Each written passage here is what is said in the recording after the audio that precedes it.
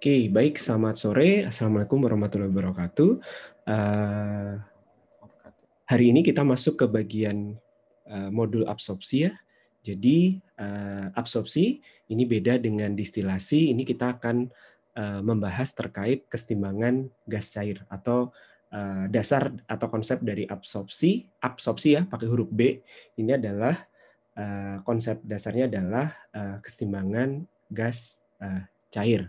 Jadi sebagai contoh, biasanya absorpsi ini digunakan untuk mengurangi atau mengambil satu jenis komponen yang ada di dalam gas, karena kalau komponen tersebut itu tetap ada pada gas tadi ketika nanti akan diolah lebih lanjut, itu komponen yang tidak dihilangkan tadi akan menimbulkan gangguan atau ya hambatan pada proses selanjutnya.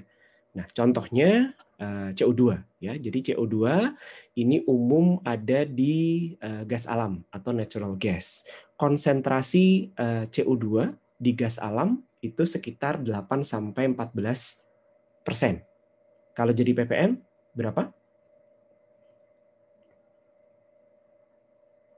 Ada yang langsung hafal? 8 sampai 14%. ppm itu part per million. Kalau persen ya 1/100. Jadi ini sekitar 80.000 sampai 140.000 ppm. Cukup besar ya kalau dalam ppm. Padahal kalau gas alam ini mau dicairkan kan berarti nanti dia harus diturunkan temperaturnya menjadi LNG. Ini kandungan CO2 maksimum yang bisa diterima di dalam gas tadi itu hanya 200 ppm. Bandingkan dengan yang ada gitu ya, 80.000 sampai 140.000. Nah, kenapa harus diturunkan? Karena kalau tidak diturunkan atau kalau tidak dihilangkan, konsentrasinya masih tinggi, ketika temperatur si CO2 ini menurun ya, karena gasnya mau dicairkan, ini CO2-nya bisa jadi padat. Nah, ini yang nanti akan mengganggu proses atau bahkan merusak unit operasinya. Ya, diturunkannya dengan cara apa? Nah, proses penghilangan gas CO2 dari gas alam ini umum dilakukan dengan proses absorpsi. Caranya bagaimana? Dia gas ini dikontakkan dengan suatu cairan. Yang umum dipakai sebetulnya bisa pakai air ya. Air itu yang umum dipakai atau nanti juga bisa pakai NaOH. Kemudian ada yang namanya larutan amina. Monoetilen amin, dietilen amin, dan seterusnya. Nanti apa bedanya? Itu akan beda di proses bagaimana gas CO2 ini akan pindah dari fasa gas ke fasa cair. Ya, jadi dengan adanya kontak antara gas alam dengan cairan ini nanti gas itu akan pindah. Kenapa bisa pindah? Karena kenapa CO2-nya bisa pindah? Karena CO2 ini bisa melarut. Ya. Nah, peristiwanya itu yang namanya absorpsi. Ya.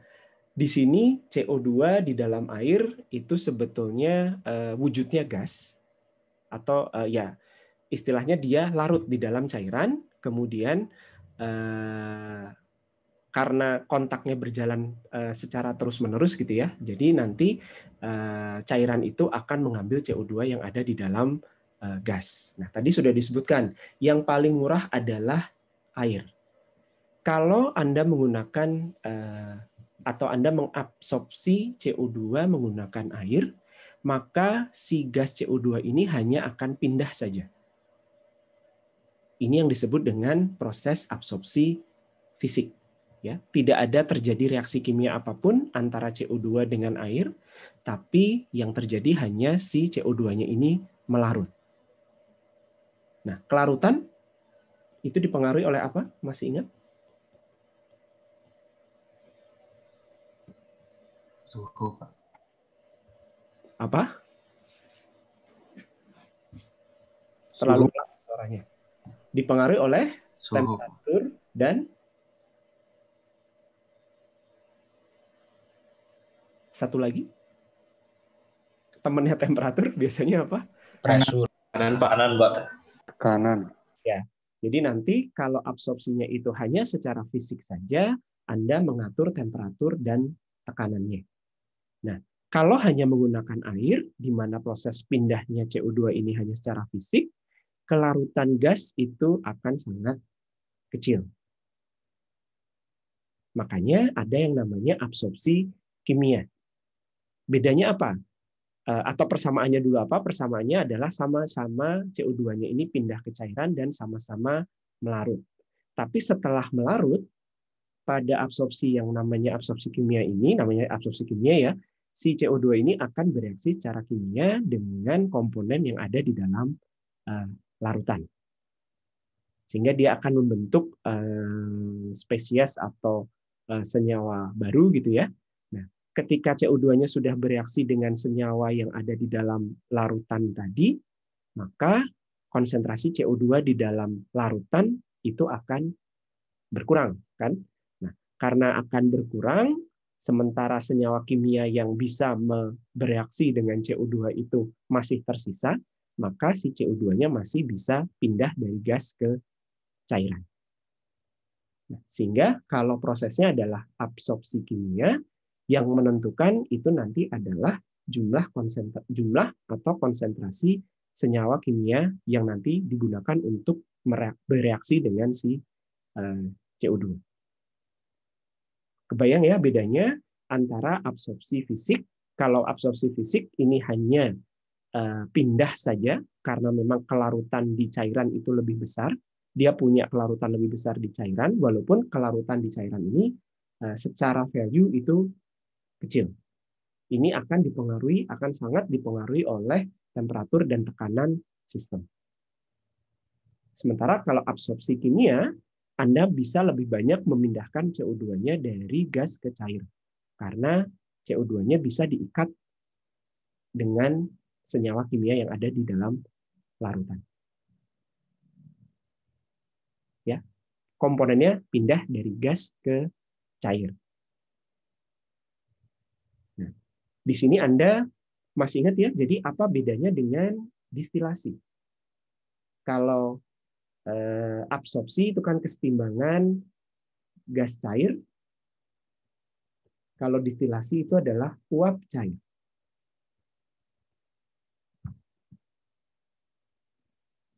Apa bedanya?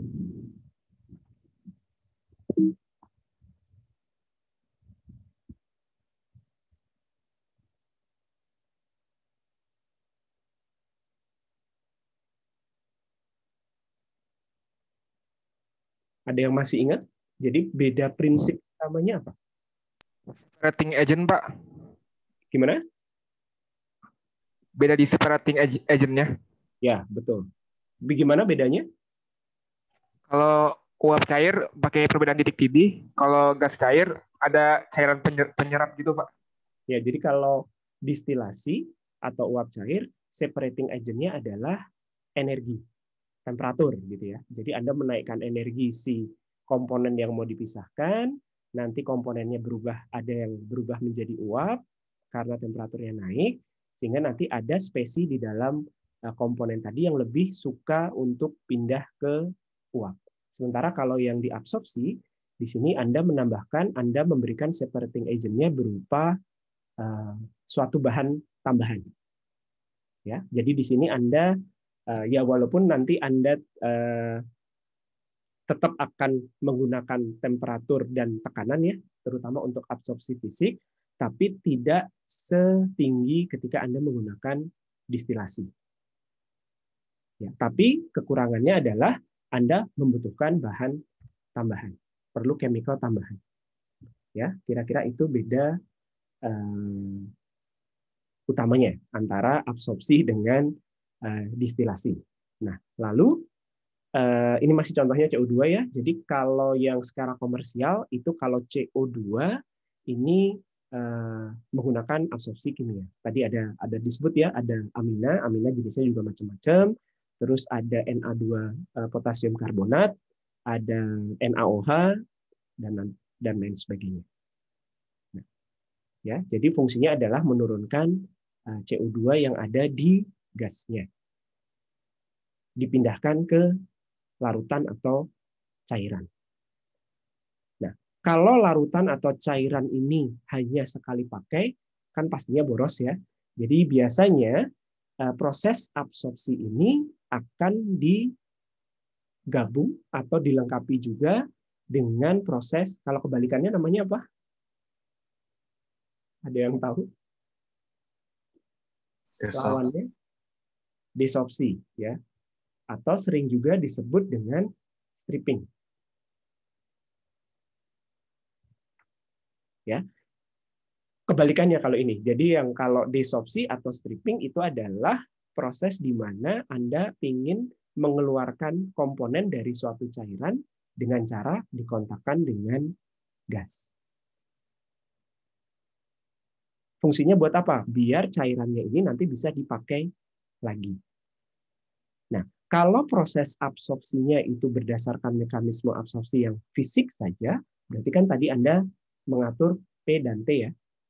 Kalau Anda hanya menggunakan absorpsi fisik, ya proses desorpsinya ya Anda tinggal mainkan temperatur dan tekanannya. Tapi kalau Anda menggunakan proses absorpsi yang kimiawi, nah ini ada yang perlu diperhatikan ya. Kalau absorpsinya berjalan secara kimiawi kan berarti kan ada reaksi kimia. Sementara larutannya perlu untuk diregenerasi atau dipakai lagi. Jadi biasanya kalau absorpsinya adalah kimia, itu proses kimianya biasanya adalah reaksi yang reversible. Ya kalau paham ya, kalau irreversible ya berarti nanti kan sudah setelah CO2 misalnya, CO2 bereaksi dengan zat kimia di larutan, sudah terikat, ya nanti CO2-nya tidak bisa dilepas lagi. Nah, jadi reaksinya harus reversible, tetap kondisinya akan berlawanan dengan saat absorpsi. Itu yang namanya proses stripping.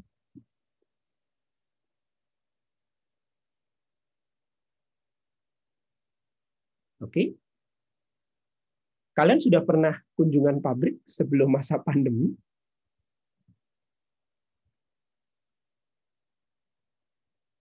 Apakah sudah ada yang pernah kunjungan pabrik? Pernah dengar istilah scrubbing atau scrubber? Ada yang sudah pernah dengar istilah ini? Pernah Pak di Alpro. Oke, apa yang Anda pahami dari scrubber? Alpro apa sih peralatan? Oke. Pak. Ya, gimana?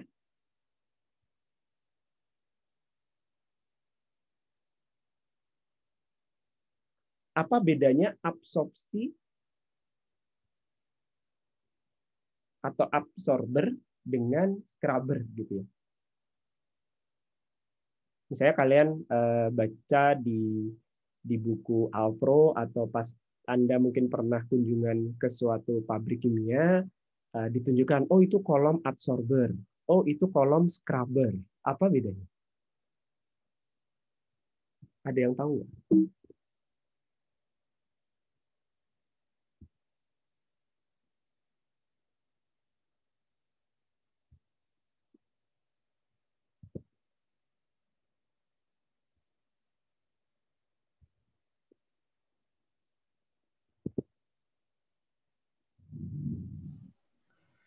Pak, kalau setahu saya kalau scrubber itu yang dihilangin cairannya gitu, Pak. Saya pernah lihat kasusnya tuh kayak misalnya scrubbing buat gas alam yang masuk ke pabrik gitu, Pak, biar nggak banyak kondensatnya. Yang dihilangin cairannya maksudnya gimana? Cairannya menghilang gitu. Enggak, kan biasanya kan ada gas sama kondensatnya bercampur gitu, Pak. Terus di Gas scrubbing sama biar nggak banyak. kondensatnya bercampur, oke. Oh, ini untuk memisahkan kondensat dari gas. Iya. Itu rasanya bukan scrubber deh.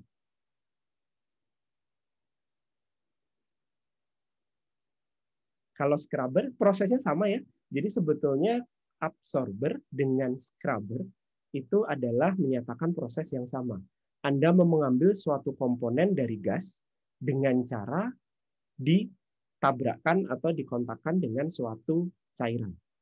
Hanya bedanya secara umum ya walaupun ini istilahnya kadang terbolak-balik, kalau komponen yang diambil dari gas tadi akan dimanfaatkan kembali, itu disebutnya absorber. Ya, karena tujuannya adalah mengabsorb. Kenapa diabsorb? Agar komponen tadi bisa diambil. Jadi untuk memurnikan suatu komponen. Tapi kalau fungsinya adalah agar si gasnya tadi mau dibersihkan dari pengotor-pengotor, itu disebutnya scrubber. Jadi nge-scrub si gasnya, ngebersihin si gasnya. Tapi ya ini konsensus umum ya. Jadi kadang-kadang mungkin Anda akan dikasih tahu ini ada kolom absorber, ini ada kolom scrubber. Sebetulnya itu menyatakan unit operasi yang sama. Pengambilan suatu komponen dari gas dengan cara dikontakkan dengan cairan. Kebalikannya, desorber, tapi jarang dipakai, biasanya kolom stripper atau stripping. Itu adalah proses kebalikan dari si absorpsi. Oke, dari sini ada yang mau ditanyakan dulu?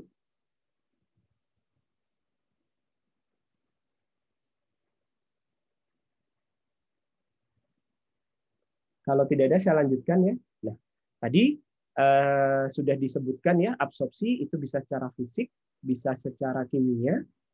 Intinya sama, zat yang mau dipindahkan ini namanya adalah solut. Jadi solut itu adalah zat yang diambil dari gas. Sering juga disebut apa? Mungkin ada yang tahu? Karena prosesnya namanya absorpsi.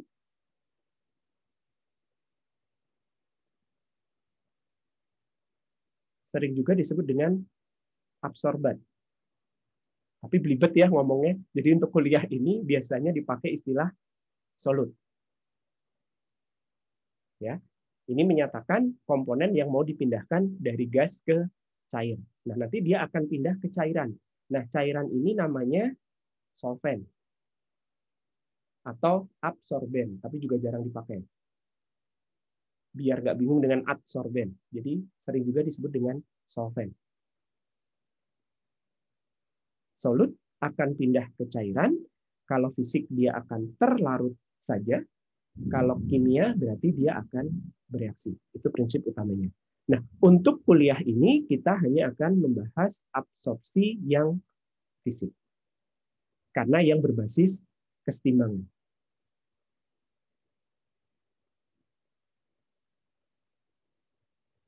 Oke.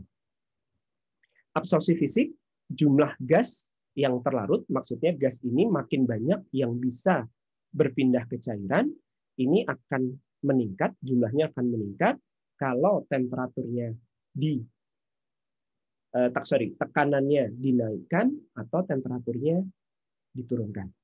Ya, untuk menaikkan kelarutan gas itu Anda bisa menaikkan tekanan atau menurunkan temperatur.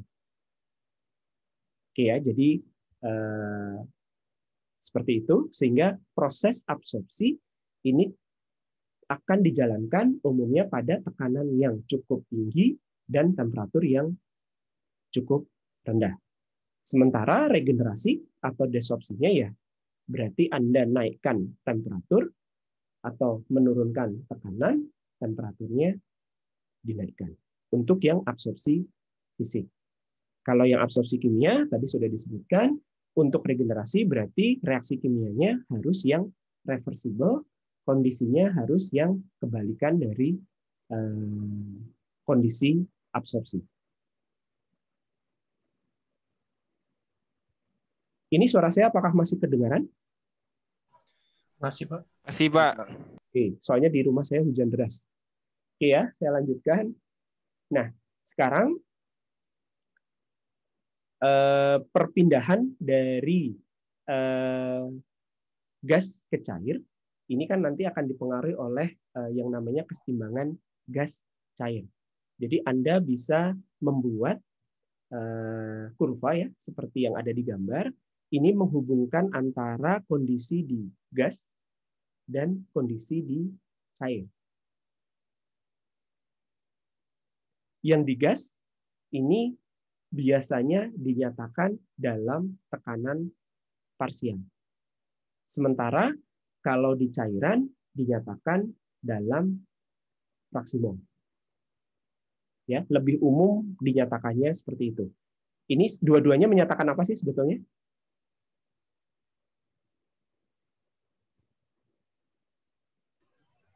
Tekanan parsial dan fraksi mol?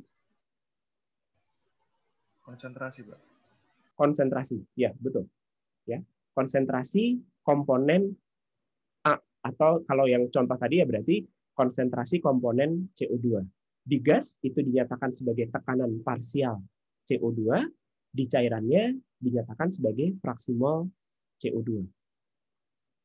Nah, sekarang kalau digunakan suatu cairan tertentu gitu ya. Oke, ini ternyata contohnya adalah NH3. Di sini pada 30 derajat dan pada 10 derajat. Kurvanya beda. Apa yang bisa Anda amati dari dua kurva ini?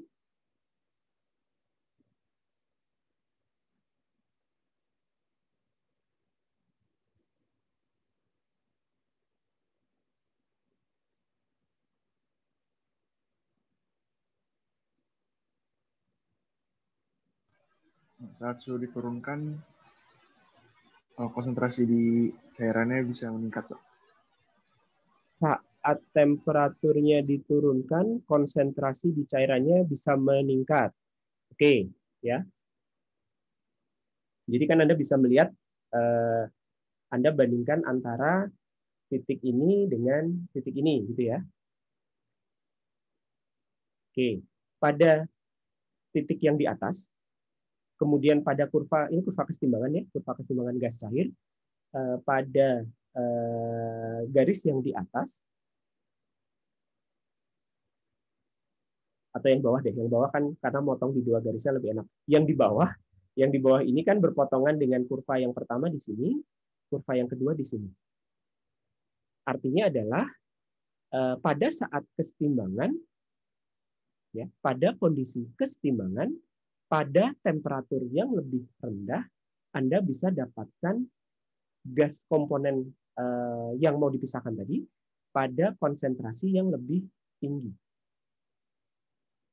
Sebaliknya, pada temperatur yang lebih tinggi, Anda dapatnya lebih rendah pada saat kesetimbangan. Itu aja ya, atau dibalik ya. Cairan terhadap gasnya dibalik, itu saja. Oke, nah sekarang ada beberapa notasi ya yang perlu diperhatikan. Di cairan ini umum dinyatakan sebagai konsentrasi molar. Kemudian fraksinya dinyatakan sebagai fraksi mol. Lambangnya adalah C besar dan X kecil untuk komponen I, gitu ya. Sementara kalau jumlah solut, ini dua-duanya menyatakan jumlah solut ya. Sementara kalau jumlah solut di gas ini dinyatakan sebagai tekanan parsial P besar dan fraksi molnya Y kecil. Fraksi mol definisinya masih sama ya. Mol zat I dibagi dengan mol total. Mau yang di cairan maupun yang di gas definisinya sama.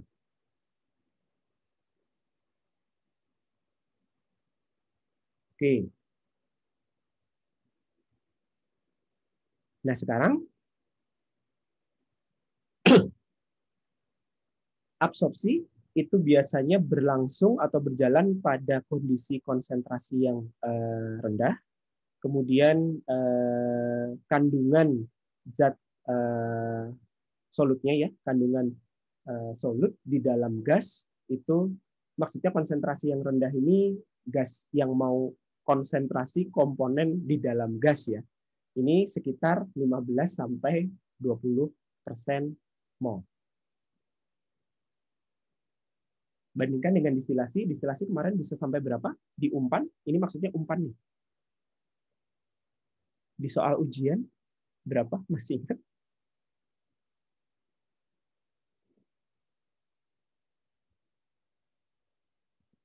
Bisa sampai 0,4 ya, atau 40%. Ya, kalau yang di absorpsi itu di gasnya itu konsentrasinya relatif rendah.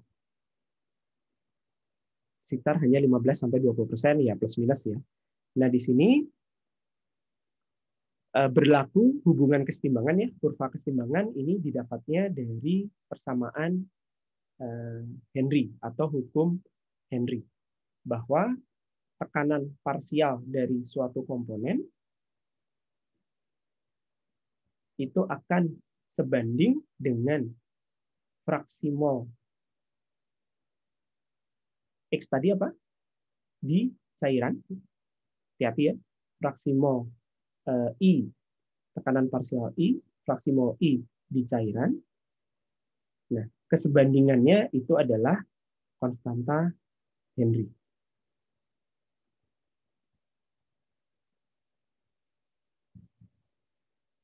Ini dapat dari mana?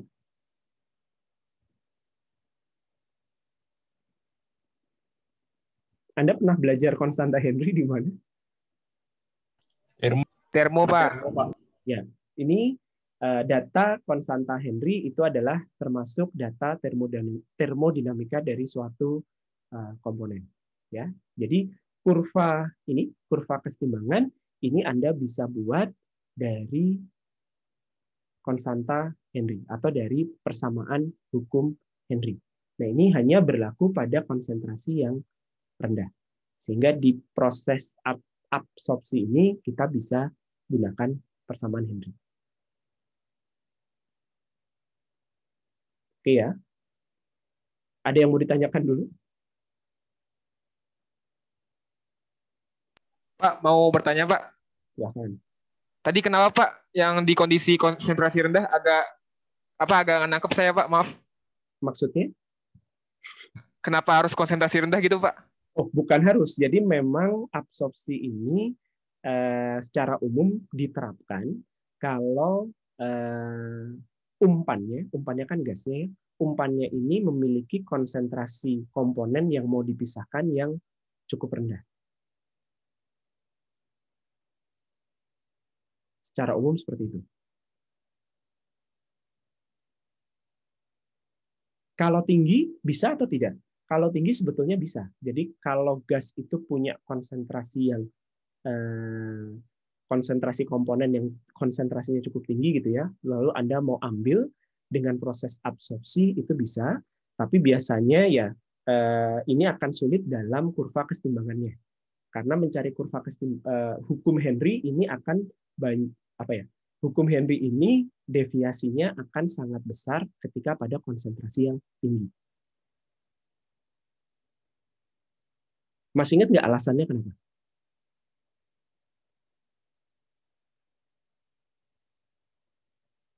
Ada yang masih ingat dari kuliah termonya?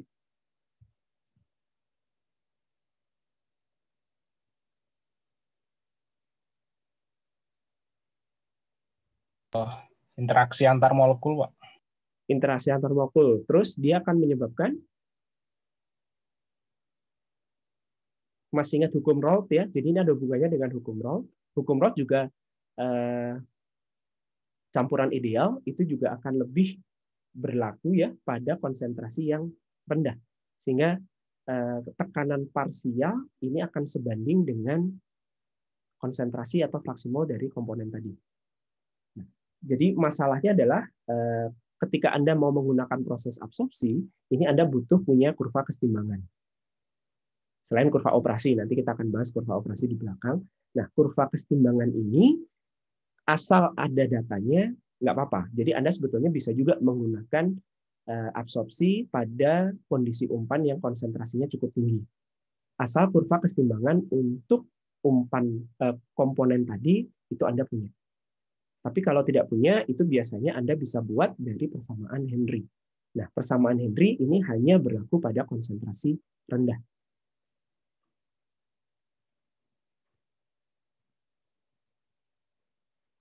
Paham ya? Kira-kira begitu. Dan Anda lihat bentuk kurvanya, kalau konsentrasi dari suatu komponen itu semakin tinggi, di gas ya, tekanan parsial komponen tadi makin tinggi kan ya. Ketika tekanan parsialnya itu semakin tinggi, ini kurvanya sudah tidak apa ya istilahnya, sudah tidak bagus lagi. Jadi ada di zona ini kan, kalau ini Anda teruskan juga ada di zona ini. Jadi akan sangat banyak penyimpangannya.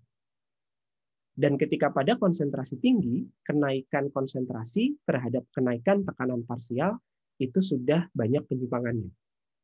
Sudah tidak linear lagi gitu ya. Jadi agak sulit untuk menggunakan absorpsi, agak sulit untuk menggunakan absorpsi ini, menggunakan data kesetimbangan absorpsi ketika konsentrasi solutnya itu tinggi. Paham ya? Semoga penjelasan saya tidak berputar-putar. Baik, terima kasih Pak. Oke, ada lagi yang mau ditanyakan?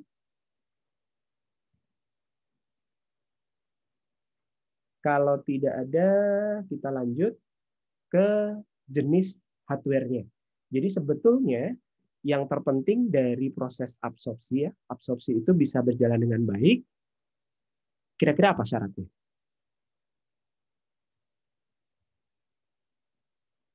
Dengan memperhatikan prinsip dasar kerja absorpsi, maka absorpsi ini bisa berjalan dengan baik. Syarat utamanya adalah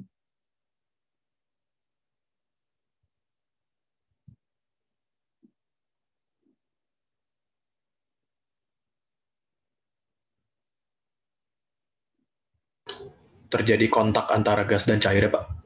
Ya, terjadi kontak yang baik antara gas dengan cair. Jadi sebetulnya prinsip hardware atau peralatan dari absorpsi itu adalah bagaimana Anda bisa mengkontakkan si gas dengan cairan itu secara baik atau optimum gitu ya.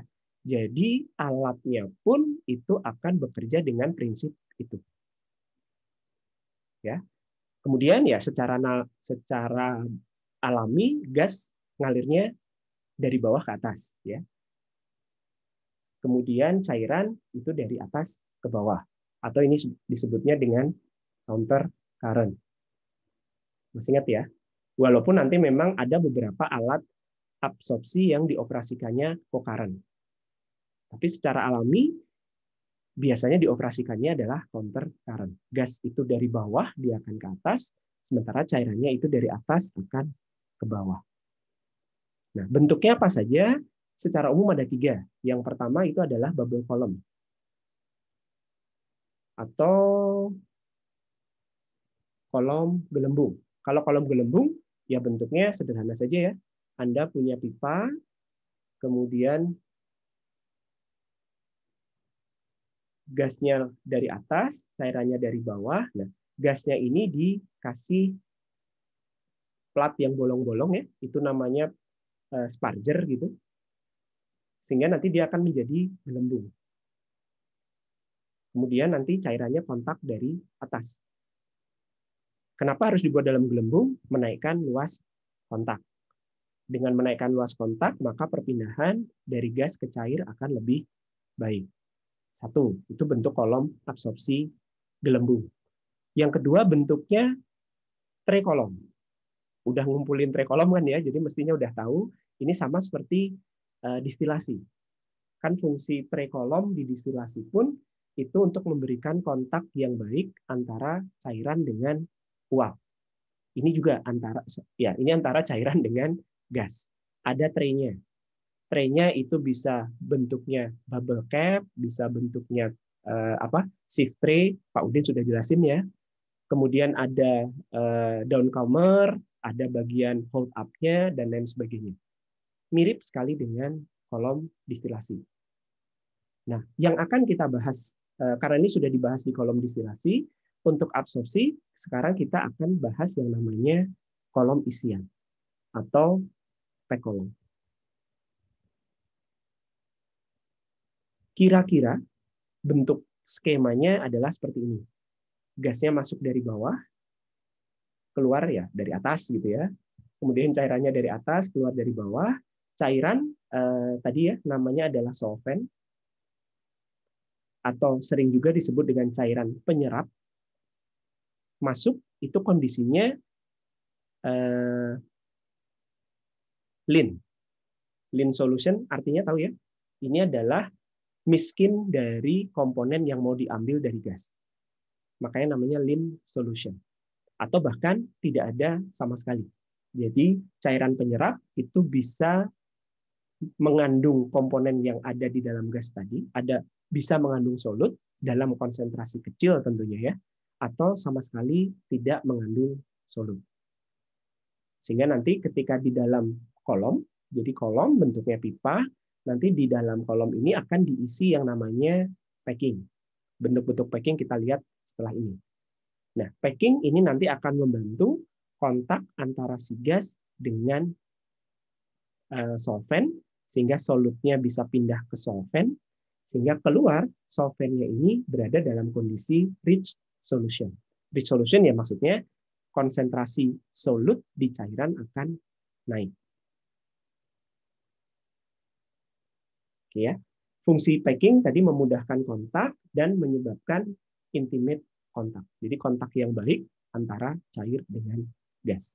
Dengan kontak yang baik ya pindahnya akan baik. Bisa optimal. Nah, packing kan Anda ini adalah yang di sini itu adalah packingnya ya. Biasanya itu ada supportnya. Supportnya itu yang di bawah untuk nahan agar ya packingnya nggak jatuh ke bawah gitu ya. Ini adalah bentuk-bentuk dari si packing. Ya, terus nanti di atas support, ini bentuk dari packing support. Nanti di atas support ini Anda tumpuk-tumpuk packingnya. Oke. Kemudian ada yang namanya kalau di skema ini di bagian atas, ini yang support di bawah ya, yang di bagian atas namanya liquid distributor. Dari namanya ketahuan ya, untuk apa?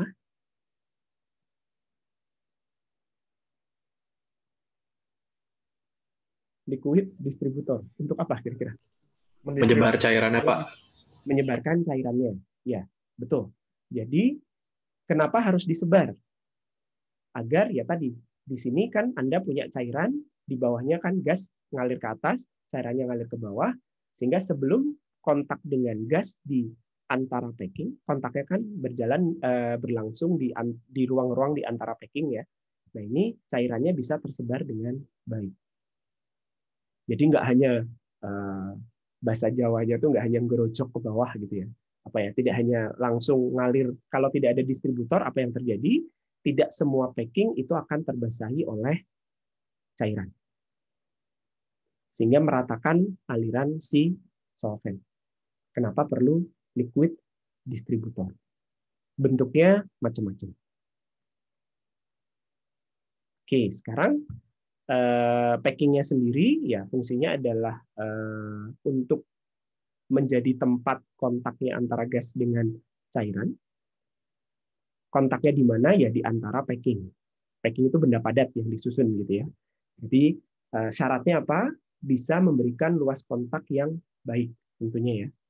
Ya, kemudian yang lain ya ringan, tidak bereaksi, maksudnya tidak sampai tidak bereaksi secara kimiawi dengan baik cairan maupun gasnya.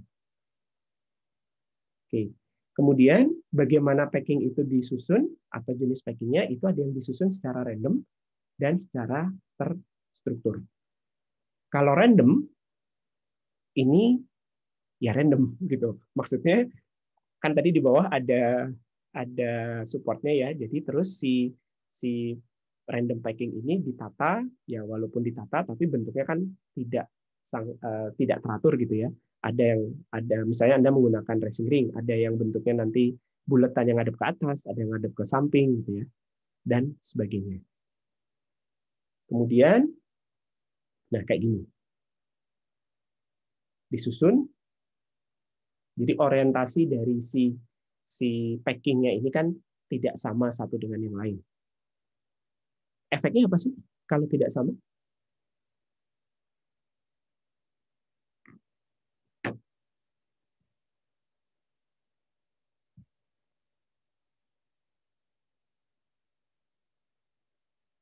Kalau bentuknya begini, jadi nggak semuanya silindernya ngadep ke atas gitu ya. Efeknya apa? gasnya bisa lebih lama Pak di dalam kolom. Gasnya lebih lama itu maksudnya gimana? Jadi laju naiknya lebih panjang gitu Pak. Lebih panjang Daripada kalau silindernya tegak doang. Oke, ya. Atau dengan kata lain, sebetulnya nanti kan di antara packing ini namanya apa? Ruang kosong di antara packing? Masih ingat? Di Apa? ujung? Void fraction gitu, Pak. Ya, void fraction, betul. Jadi void fraction-nya kan tidak akan seragam. Akibatnya ya nanti laju alir baik gas maupun cairan di void fraction di antara packing-packing ini tidak akan seragam. Itu efeknya. Kadang ada yang tadi ya disebut, ada yang lajunya jadi cepat karena void fraction-nya gede-gede gitu ya. Ada yang lajunya jadi lambat karena void fraction-nya kecil-kecil. Akibatnya apa? Akibatnya kontaknya itu tidak selalu homogen di semua bagian void fraction. Oke. Kebalikannya ada packing yang memang di precast gitu ya. Jadi dia dicetak dulu dengan sangat bagus, dengan sangat teratur, terus baru ditumpuk-tumpuk di dalam kolom. Ini yang namanya structured packing. Kelebihannya ya tadi, kelebihannya pola aliran itu akan menjadi seragam, kontaknya itu akan menjadi seragam ya. Kalau bagus tidaknya nanti kan sebetulnya bergantung pada pola alirannya. Nah, kemudian tapi kekurangannya adalah lebih mahal.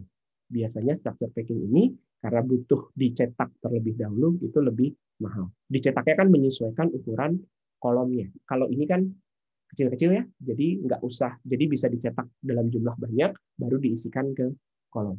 Kalau yang structure itu kan berarti harus dibuat dengan diameter sesuai dengan diameter kolom yang mau dipakai.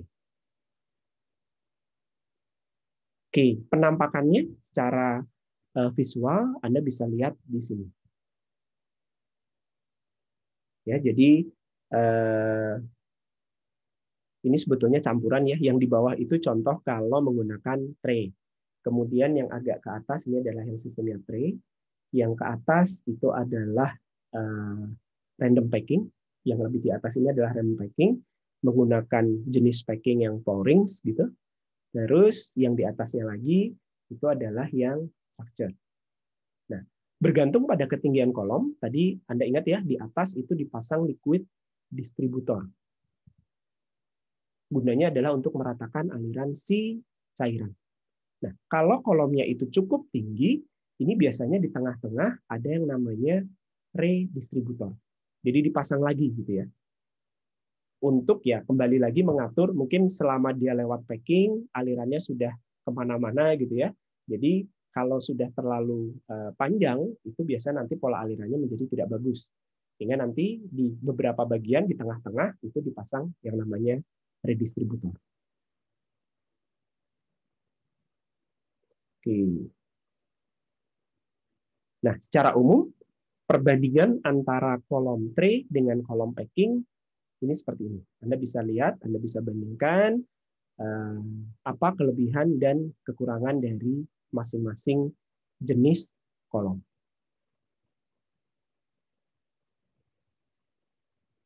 Oke, dari sini ada yang mau ditanyakan?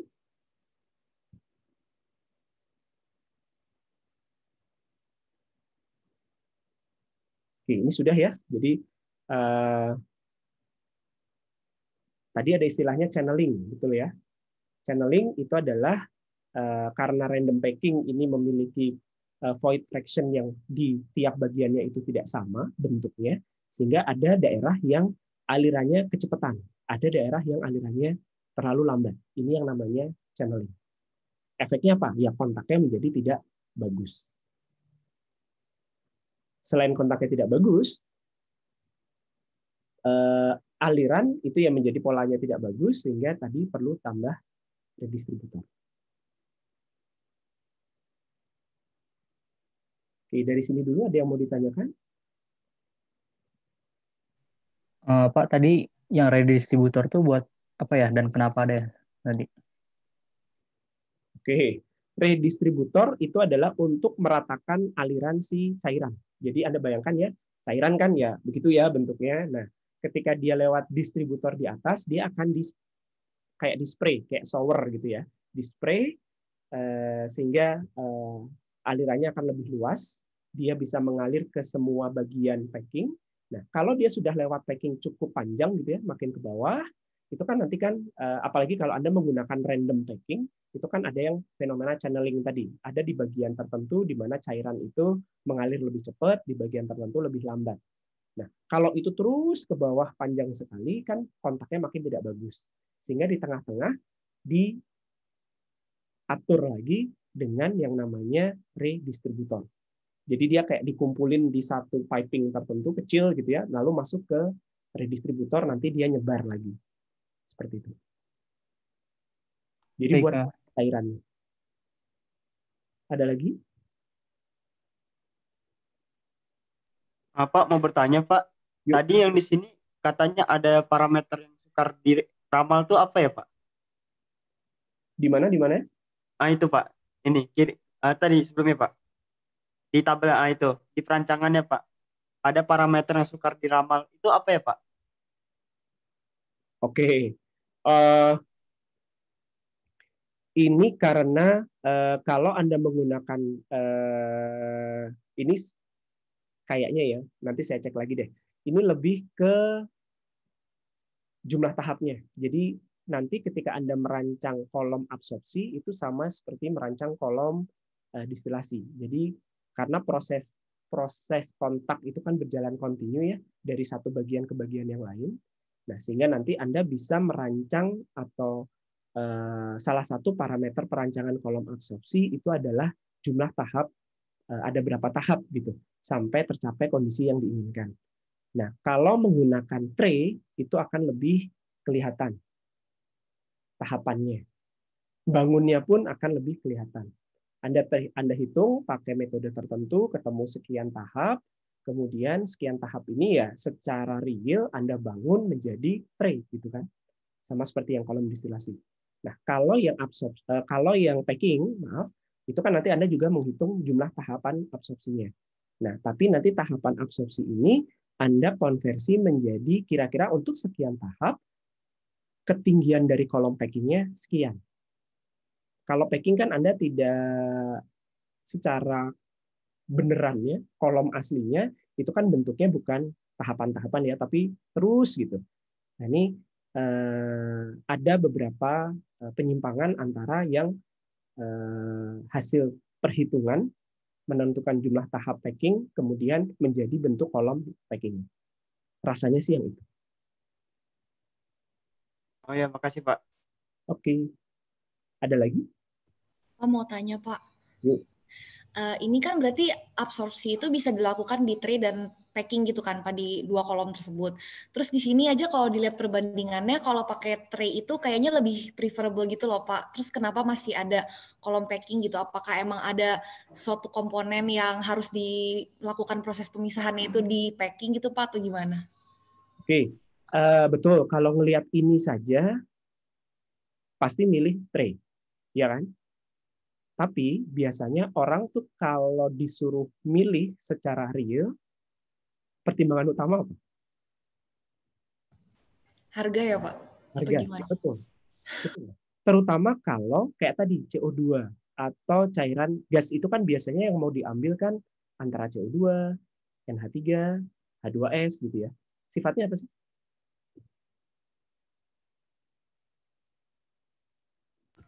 Yang sudah belajar ya? Kayak korosif gitu, berbahaya. Sangat korosif atau asam. Nah, sehingga kalau asam, kalau tray itu kan lebih permanen ya bentuknya. Nah, kalau Anda membuat kolomnya itu adalah kolom tray, sementara zatnya itu adalah zat yang korosif, berarti tray-nya harus Anda buat dari bahan yang tidak korosif. Dengan kata lain itu mahal. Sementara kalau pakai packing, ya udah kalau packingnya nanti rusak tinggal ambil. Ini khususnya untuk yang random packing ya. Kenapa kolom absorpsi itu lebih banyak menggunakan random packing dengan segala macam problemnya, tapi dia murah. Sehingga nanti kalau ya sudah tidak jalan dengan baik, ya udah kosongkan, isi dengan packing yang baru. Satu itu duitnya atau mahalnya itu terkait dari ya pembangunannya tadi. Konstruksinya akan lebih murah dengan packing kolom.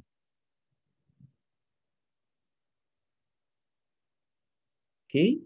Dan satu lagi nih terkait pressure drop. Jadi pressure drop dari tray kolom itu lebih tinggi, sehingga tidak preferable. Sehingga lebih memilih menggunakan packing. Ujung-ujungnya ya tadi duit UUD. Oke, ada lagi? Oke, makasih Pak. Oke, ini sebetulnya waktunya sudah habis, tapi ada tadi sebetulnya saya mau memutarkan video ya, tapi kayaknya waktunya tidak cukup. Silahkan kalian cek di Google Classroom, itu sudah ada beberapa link video untuk visualisasi packing kolom itu seperti apa, random packing seperti apa, structure packing seperti apa. Baik ya, ada pertanyaan lagi? Kalau tidak ada, berarti kuliah hari ini saya cukupkan sekian. Untuk besok materinya kita rada pindah sedikit. Besok Bu Winnie akan menyajikan materi terkait penggunaan HISIS untuk membantu perancangan. Oke, terima kasih. Selamat sore. Assalamualaikum warahmatullahi wabarakatuh. Terima kasih, Pak. Sore, terima kasih, Pak. Terima kasih Pak. Makasih, Pak. Terima kasih, Pak. Terima kasih, Pak. Terima kasih, Pak.